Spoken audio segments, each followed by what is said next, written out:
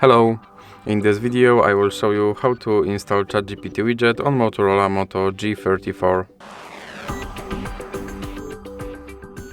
So you have to start with opening your Google Play Store, then click on search bar and type in Wally AI and click search. And now select this application and then click install. Here you can click open.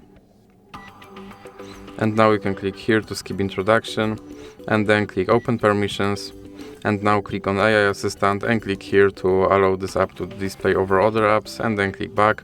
And as you can see, now you can click start, and here you can open your widget and then you can tell him to do something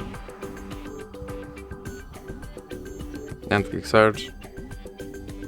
And now, as you can see, he responded, and to remove him from your screen, just drag him into the X icon in the middle.